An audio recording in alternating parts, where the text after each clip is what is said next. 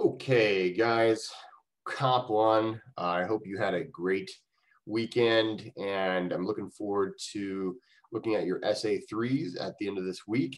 This week, you've got a peer review to complete, and you need to complete your SA3. I'm done grading all your essays. For the most part, it was really good. I saw a lot of really good essays this time around. It's clear though that there are some people that aren't maybe watching all of the lectures, and it's possible that some folks aren't using the materials that I provide. So please make sure you're watching these lectures all the way to the end, these weekly check-ins, because I do give you a lot of information during these weekly check-ins. Also, the video lectures that I assign those for a reason. It's very important that you're watching those, and you can watch them as many times as you want. I try to make them small so you can rewatch them at your need. But please make sure you're watching those, especially some people had some issues with the basic layout of SA2 and how to do a thesis statement. And if you paid attention to the lecture and you used the template that I gave you, which most of you did, but there were quite a few people also that did not. But if you use the things that I give you, you're really setting yourself up for success. In SA3, you can use the same basic format. So introduction, and then you can just throw your summary to the second body. That first body paragraph can just be, you can copy and paste the summary, same summary that you hand in for whatever reading that you're summarizing. That can be the summary that you use for your first body paragraph. And that's fine. I'm allowing that. And then remember, every paragraph needs to have a purpose. So in SA3, each paragraph that you write will point out a specific aspect, a specific thing about the author's argument that you think made the argument stronger or weaker. Now, I'm going to share my screen with you, and we're going to take a look specifically at the resources that I want to make sure you're utilizing. Now, make sure, now for those of you who, a lot of people are not citing their, whenever they do quotations or paraphrasing. Now, you can take a look. I gave you an SA3 in the lectures. I do have right here, fundamentals of paraphrasing and quotation in MLA format. So that I would like everybody, especially if that was something that you were marked off on, make sure that you watch that. It's not hard. It's really not hard to do, but you have to do it. And if you're not doing it, it's going to count. I counted off for it on SA2, but I have to count off a lot for it on SA3 and SA4 because it is expected that you're learning this stuff. So I would recommend everybody take another look at, in the SA2 folder, at the fundamentals of paraphrasing and quotation in MLA format. That's that last video in the list. And let's take a look at the SA3 folder. Now remember, the object of SA3 is not for you to give your own argument. It's not for you to write an essay about whatever topic that you read about. That is not what it is. You are writing an essay that talks about whether or not that author had a strong argument or not. That is the goal of your essay. So I don't want to read a book report. And that means you're going to really have to think about this assignment. You really need to understand it completely. And if you don't feel like you completely understand it, it is your responsibility to come to one of my office hours. Now, just as a reminder, you can click on the faculty tab and you can just look right here. The Zoom address is right here. Monday, Wednesday, and Friday, I'm in this Zoom area. And I'm just waiting for students. Normally, I'll be grading or something like that. If I don't let you in right away, whenever you log in, it's because I'm with another student, and I'll let you in as soon as that student and I are done. But if you feel like you have any questions, don't wait until after you get the grade to be all concerned about an essay. The time to be concerned about your grade on the essay is before you hand it in. That's the only time we can ever do anything about it. So make sure that you are very clear on what I'm asking you to do. Tuesdays and Thursdays during the 2 p.m. hour. Sometimes I'm not available during the 2 p.m. hour on Tuesdays and Thursdays, but if you email me, many of you guys have already done this. I'm very flexible and I'm very much willing to make myself available. If you're watching this on Mondays, I typically am in this virtual office almost the whole day from 8 o'clock to 3 o'clock. Now, I'm not necessarily in there, the whole time. There's going to be times whenever that office hour is closed, and if it's closed, it's closed. But you can always email me, and we can try to find a time to talk. Now, having said that, remember that this essay, essay 3, is worth 15% of your grade. So it's worth more than the last essays were.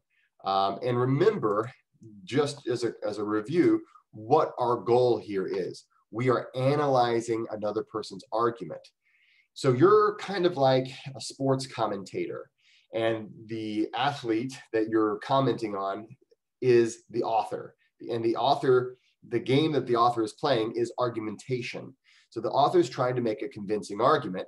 And what you're going to do is you're going to say, was this a convincing argument or not? Okay, who do I think this author is trying to make the argument to? And do I think that the author provides adequate information or adequate evidence? And is that evidence, why is that evidence adequate? What about this particular piece of evidence or this particular point that the author made, or the tone that the author had? What about that is going to make the reader believe whatever the author is trying to argue? A lot of you guys were doing a really great job in essay 2, picking up on tone, picking up on evidence and things like that. And so I think you're going to do just fine on this one. But some of you guys that didn't do so well on essay 2, I'm really concerned. So make sure you are rewatching all of those videos, and make sure you're reading the assignment sheet. Now, I'm going to go over today, I'm going to go over the essay 3 example. And this is specifically because I know that some people on this last essay simply were not using the materials that I gave you. I know a lot of people, you've already gone over this, but I want to make sure you are familiar with it. Before I do that, though, I want to just bring it to your attention. The essay 3 works cited entries are here, and I do expect you to use them. They should be on your summaries. They should be in your essays. Not both of them, of course, but whichever one you are citing from, that's the one that needs to be in your works cited entry. And notice here, they both have hanging indentions. That means that the very first part of the citation hangs out. The rest of it is all indented, one single tab. So that is how, I literally give this to you to copy and paste. So there's no excuse for getting this wrong. It is literally right here for you. So again, I'm giving you a lot. And this semester, I know we can't be here face to face. So I'm giving you a lot, and I'm grading you pretty easily. I'll just say it. I'm trying to be very, basically trying to give you the benefit of the doubt. So please understand that going forward. And please make sure that on your end, you're doing your part. So let's take a quick look at the example essay materials here in this folder. And this is something I expect you to do on your own. The example rhetorical essay. Now, I expect that you've already read this article. It's very important that because I'm literally giving you an A student's paper that you can model your essay off of. So there's really no excuse for not knowing what this essay is all about and what you're supposed to be doing. So you've read, I'm just going to assume you've read this article. You understand that this is an argument. This is the author is trying to make the argument that we need to legalize the sale of organs. There needs to be legalized sale of organs in the United States, and that is the argument that the author makes. The author gives a lot of different pieces of evidence. The author tries to make a lot of points, and ultimately, this particular student that we're going to take a look at his or her essay, we'll say her essay, this student had to analyze that argument. And this is an A paper of analysis. Now this essay is, I would say, a little higher level even than what I would expect for an A paper. It was a very, very good student.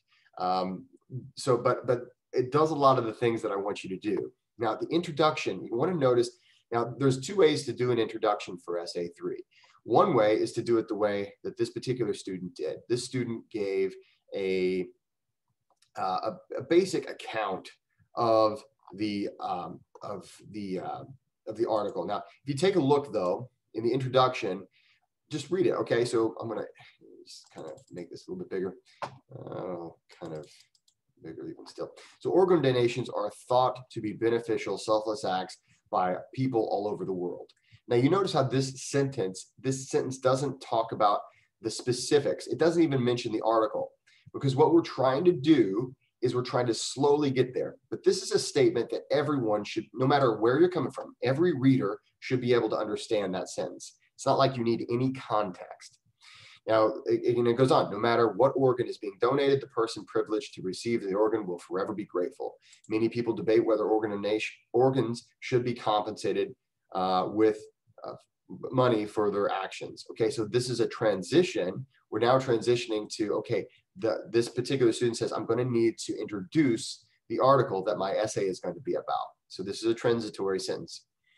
The next sentence says, in the article, why legalizing organ sales would help save lives in violence, Anthony Gregory states his view as to why organ sales should be legal, comparing both sides of the debate, shining light on all the negative actions that are involved in the black market to get these organs, and stating the potential benefits our government could receive from legalizing these organ sales. So right there, you've got an introduction to what the article is about. And you notice how right now, we already have the name of the article and the name of the author. And this is not an opinionated statement. So it's not a thesis statement. This simply just kind of gives you an overview of what the article is about. So then it says, now here's the thesis statement, all right? So Gregory's attempt to connect with his audience, proving his point that legalization of organ sales would benefit society, is evident. So, okay. So what this author is saying, it's very evident that this author is trying to connect with the audience to prove the point that legalization of organ sales would benefit society, okay? However, now you'll notice that if you're going to use however in a sentence, you got to do the semicolon, however, comma, to make it a compound sentence. However, his supporting arguments come across as vague and lacking audience awareness. So that's the opinionated side of this argument. That's really what this author, this student is going to try to prove. And all of the rest of the essay is going to come back to how his supporting audience came across as vague and lacking audience awareness. All right. So we have a strong introduction, a very strong thesis statement. Then we get this particular student, instead of just summarizing this particular article, the student does more of a detailed summary using quotations, and that's totally fine. You can do that, or in this first body paragraph, you can just drop in your summary from earlier in the week. I think it was last week that it was due. You can just drop the summary in here and you're done. Now, notice how there are citations everywhere in here, and at the end, there is still a citation. Now, this particular student is citing using quotations, and this entire paragraph here is simply telling the reader. The student understands that the reader doesn't necessarily know what's in this article. Okay, that's why we have to tell our readers this. You can't assume it's me reading your essay.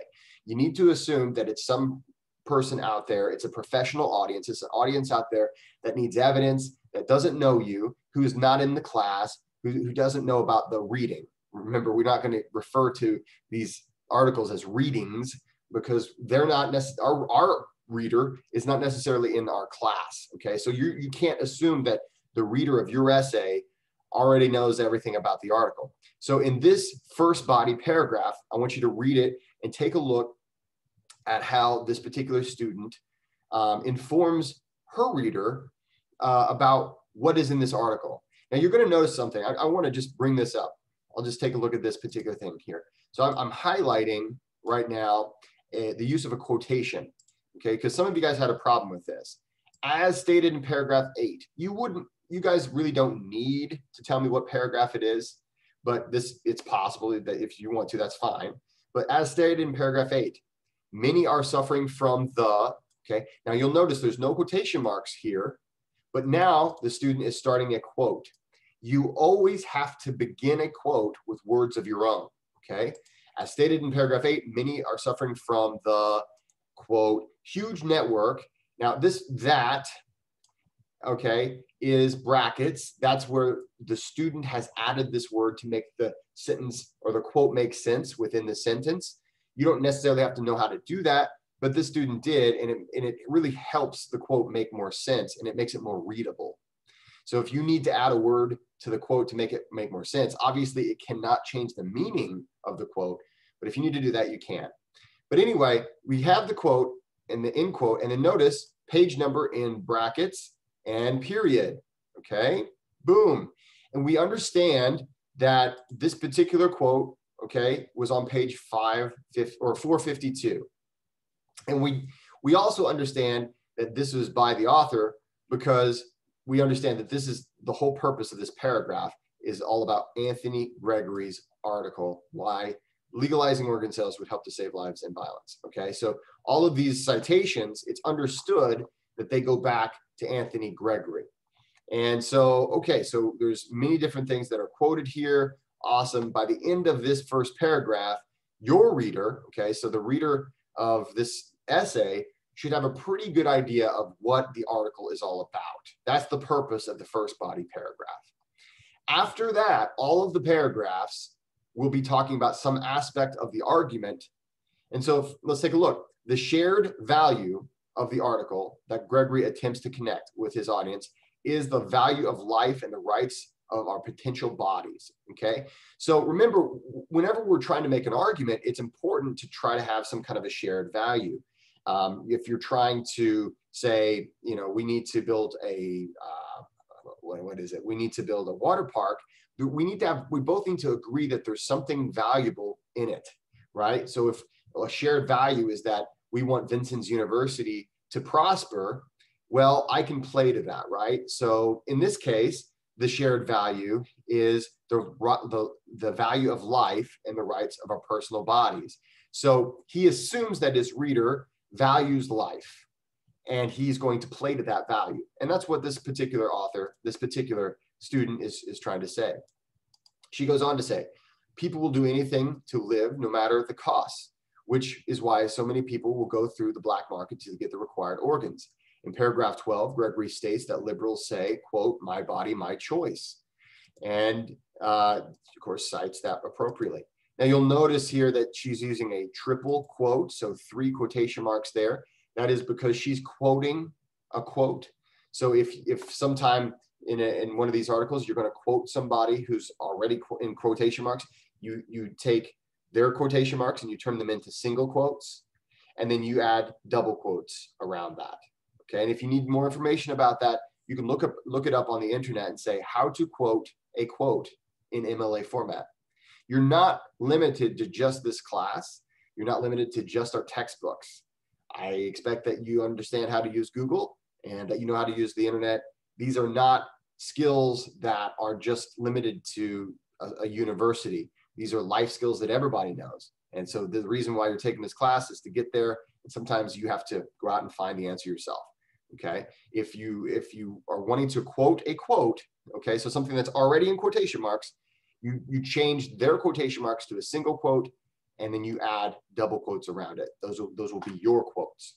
Of course, we always, anytime we quote something, anytime we quote or paraphrase something, we always cite the page where that can be found. The emotional appeal in this quote is pulling the readers to reflect on themselves. As an individual person, they should be able to do as they please with their bodies. This is a very good point of the article because it reflects the basis of freedom to which citizens are entitled.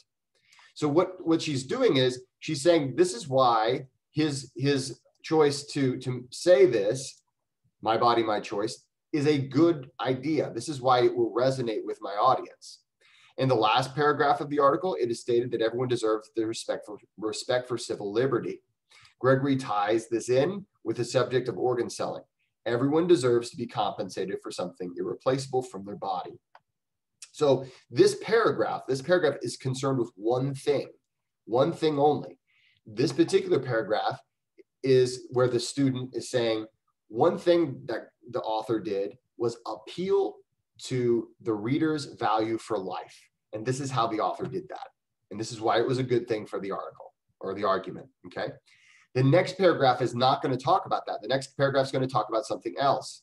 Throughout the article, emotional appeal is used in various ways. Of course, you guys have all seen the videos on Aristotle's three appeals that I have in the lecture portion. And of course, we read about it as well. So you should be familiar with those. If not, go back and read the readings that we've had for this essay so far, and go back and watch my videos. And anyway, she says, throughout the article, emotional appeal is used in various ways, but some examples contradict one another. Okay, so that's not a good thing for an argument, is it? Examples should not contradict. There should be no contradictions. So what she's going to do in this paragraph is describe contradictions. The opening paragraph talks about the first proven case of the black market organ trafficking sales. The lawyers, and then she lists, were describing his actions as being benevolent. This opening paragraph gives the emotional appeal to black markets actions being for all the right reasons, given the tone that it is the Robin Hood of our country. Readers are given the assumption that people in the black market are going against the law for all the right, selfless reasons. The readers immediately sympathize with Rosenbaum. However, later in the article, Gregory brings up all the negative actions that go into the black market. Okay, so in this paragraph, she's describing how there's a contradiction, how the author says one thing in the beginning of the article, and then something later in the article, they don't match. Okay, and then let's see, she talks about all the negative aspects of the black market, whether it is, as stated in paragraph 8, innocent people being forced to give up a kidney, people harvesting vital organs from dead people, or threats, coercion, intimidation, extortion, and shoddy surgeries happening. It is all negative, in a negative tone. Now you'll notice how she uses the quotation marks, and then we have the citation at the end of the sentence. This particular tone steers the readers to be against the actions within the black market. These opposite views create a contradiction in emotional appeal. The reader may not be able to effectively decipher Gregory's stand on the black market while he is arguing for the legalization of organ sales. So in this paragraph, the whole paragraph, this is the only thing that this paragraph focuses on. Whenever this student was reading the article, she's like, wait a minute, he acts like it's good in the beginning, but then he acts like it's bad in the end. So this is a contradiction. This will confuse the readers of this argument. So this is why it's probably not a good thing for the argument. It probably weakens the argument. Okay, great. Next paragraph is going to not talk about any of the things it's already been talked about. Next paragraph is going to talk about something new. The particular information that Gregory chooses to use allows a thought to climax, but there is no resolution to this information, causing the overall point to come across extremely vague. Okay, coming back to the statement that the student made in the introduction, right? Remember the thesis statement coming back, it said that some of this stuff is vague, so it's not very clear. He uses astronomical numbers pertaining to high demand, but very low supply of kidneys donated for transplants. In paragraph 3, Gregory states that around 5,000 people died in 2008 since they were unable to receive a transplant they needed. And then, okay, that's a paraphrase. Notice this is a paraphrase. There's no quotes here, but at the end you see the citation. That's the page number where this can be found. Okay, and the next thing says, he clearly states solid numbers for the current situation while organ sales are illegal. But there are no trends or stats that correlate to the benefits that could happen if sales are legalized. So what she's saying is he has all these numbers for how bad it is, but he doesn't give you any numbers for how good it would be if he gets his way. Gregory also states that Gregory also uses Iran as an example in paragraph 6 of the only country that has legalized organ sales, stating that they have solved their kidney shortage by legalizing sales. Gregory means for this to be a positive aspect of legalization of organ sales, but it is an extremely vague paragraph. He does not elaborate how well or how ethical their ways are. Readers are led to believe this is a pro-legalization example, but there are no reasons to back up this example. And then the next paragraph, referring to Iran as an example for legalization of organ sales, also shows lack of audience awareness. Okay, we're always coming back to this audience awareness thing. And the reason is, again, what makes an argument strong? What makes it weak? It's all about audience awareness. What does the audience already believe? what do I need to make them believe, right? What does this author, and whenever we're analyzing the author's argument, what is it that I need, you know, that author, what does that author need to tell the reader to make the reader believe the argument of the author? So basically, you can read this. This is pretty much the whole essay. You know, there's the conclusion, which I'd like you to read. The works cited entry is there. And basically, if you're a few things I want you to notice. Notice how at no point does this author go on about what she thinks or her own personal experiences, or and it's very clear that this student is writing about the article, not about organ sales, right? So the article is about how we should legalize organ sales, sure, but that's not the goal of this essay. The goal of this essay is not to write an essay about whatever topic that was covered in the article. The goal of the essay is to analyze the strengths and the weaknesses of the argument. So I want you to read this, and if you haven't already done so, I mean, you're a little late, really. I signed it already, and I expected you to read it. I know most people probably have, but if you haven't, please do. I want you to read the article that that used to be in our textbook. It's not in our textbook anymore, but I want you to read the article that this student had to read, and then I want you to read the essay that the student wrote.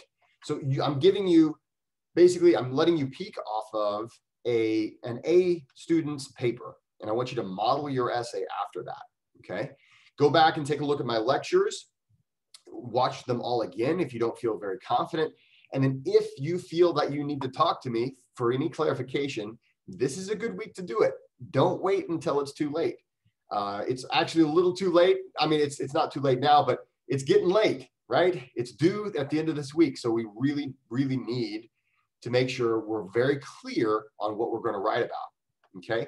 And so this is where you're brainstorming, you're clustering, you're free writing.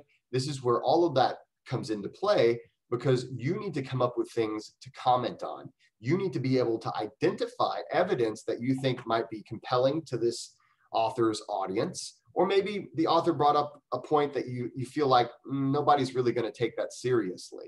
And then just explain to me why no one's going to take it seriously. Or maybe you'll, but make sure it's clear that you shouldn't have an opinion on it at all, okay? It's just like whenever I grade your papers, I don't care what you say, I'm here to grade you based off of how you said it, right? Same thing with what you're doing. It doesn't matter what you think about whatever issue that you're gonna, that was in the article. It doesn't matter. I don't want to know what you think about it. I shouldn't know. I should go the whole essay and have no idea how you feel about whatever topic the author wrote about. What I want to know is what you think about the argument. Was the argument strong or weak? It's not because I agree or disagree with it. It's because I understand that an argument is strong or weak because it is written in a way that will be convincing to a certain audience. So you need to think about who is the likely audience. Will they take this article's argument seriously? And what parts of the argument are probably going to be convincing to that audience? Okay, so let's take a quick look at, let's see here, syllabus schedule. Let's take a quick look at the syllabus just to run down what all is due today or at the end of this week. Let's see, we're in week 11 already. Wow, okay. So peer review must be done by Wednesday at midnight of this week. Okay, so you should already have your rough drafts posted on the discussion board. Your analysis essay is due Friday by midnight. Okay, so Friday, done. Your process homework is due in a Word document or PDF, but make sure it's one of those two. It should all be in the same document. Don't give me a bunch of documents. It's due in the Essay 3 folder. Make sure that's Friday by midnight. The two new readings are How I Discovered the Truth About Poverty and Mindset, the New Psychology of Success. And then I just want you to read the assignment sheet for the argumentative essay and read the assignment sheet for the annotated bibliography. I don't expect you to get to that until the end of this week. Maybe it's Saturday or Sunday you're reading those assignment sheets. That's fine. Just come into Monday of next week, at least having read it. And we'll talk a little bit more about what I expect in that argument, and I'll assign some things for you to watch and some things for you to read. Okay, so that is what we're doing this week. Feel free to rewatch this video so you can see me break down what I'm looking for in your essay. Okay, I'm not doing these videos, just because I feel like it. It's because I want to give you a resource that you can go back to as many times as you like. And if we were in class together, you can't rewind me as I speak in class, right? But you can rewind, you can go back, you can watch something over and over again. And then if you still don't understand it, you can email me or you can drop into my office hours. I'm always happy to help. And I want to help you, but I can't help you after you hand in the paper. Once it's graded, it's graded. There's no going back. Okay, guys, thanks so much. I look forward to reading your essay 3s, and I will be in my office pretty much most of the day on Monday, and then of course my regular office hours this week. Thanks so much. Get to work. Have a great week.